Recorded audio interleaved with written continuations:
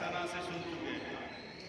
मज़ीद मैं कुछ बोलने से गुरेज करना चाहता हूँ, लेकिन ये है कि अभी भारतीय हैं, हिंदुस्तानी हैं, यहाँ के वासी हैं, हमें जब बोलेंगे नहीं तो कैसे बोलेंगे?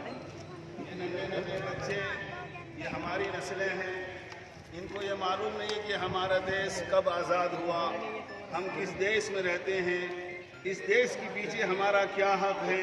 भाई बुजुर्ग दोस्तों, अभी जिस तरीके से आप लोगों ने सुना कि मज़हब नहीं सिखाता आपस में बैर रखना, हिंदी है हम, वतन है हिंदुस्तान हमारा, तो जितने भी मज़ाहिब दुनिया में हैं और उनमें ख़ासकर हिंदुस्तान में हैं, हिंदू मुस्लिम सिख ईसाई आपस में हैं, सब भाई भाई।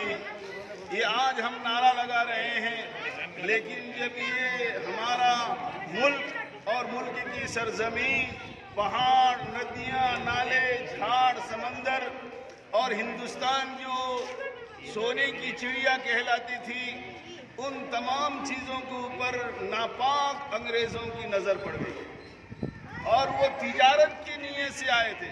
किस नीयत से? तिजारत की नीयत से। लेकिन उनके पास पैसा था, दौलतें थी, उन्होंने लालच दे देकर हर कौम के लीडरों को अपना करना चाहा। लेकिन यही कहते हैं 100 तीर मारे तो एक तीर लग जाती है। उनकी मेहनत रंग ले आई और यहाँ तक कि वो तिजारत को भूल गए और जितनी भी चीज़ लाल किले के अंदर दरवाज़ों पर हम पढ़ने के ज़माने में गए थे तो वहाँ बताते थे कि आज भी उसके निशान है कि हीरा दरवाजे पर लगे हुए, लकड़ी के उसके अंदर कुंदन बनाकर हीरा लगाए हुए थे।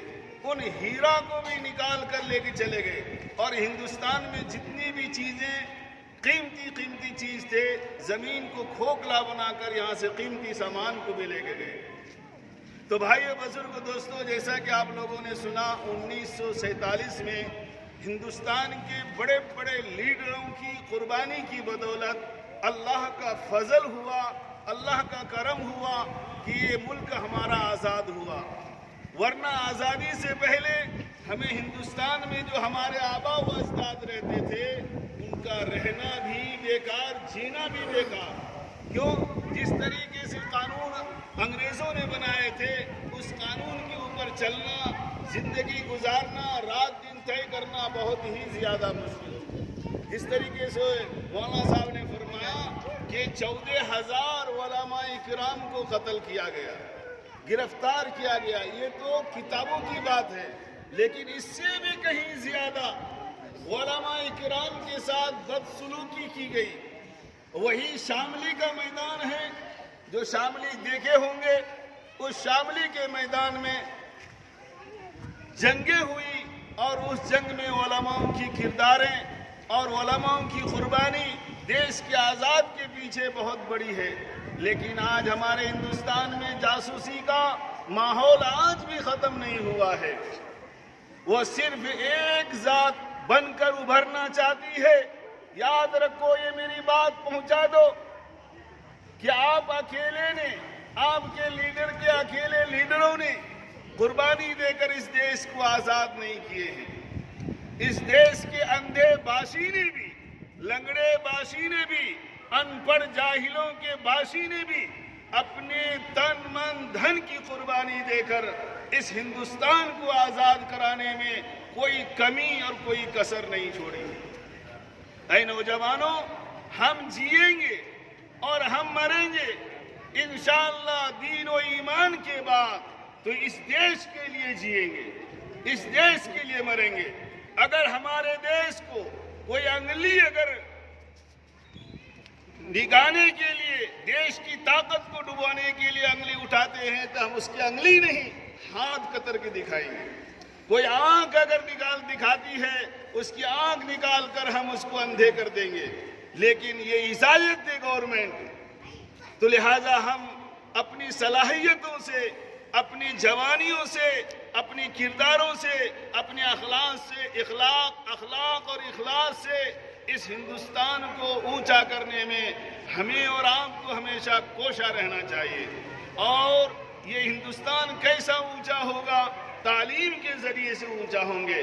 ان ننھے بچوں کو جب تک ہم ہندوستان میں رہ کر تعلیم نہیں دلائیں گے، تعلیم دنیاوی بھی، تعلیم اخروی بھی، تعلیم اخروی سے پتہ چلتا ہے کہ ایمان بنتا ہے، تعلیم عصری سے پتہ چلتا ہے اس ہندوستان میں کیا کیا قربانیاں مسلمانوں نے دی ہے۔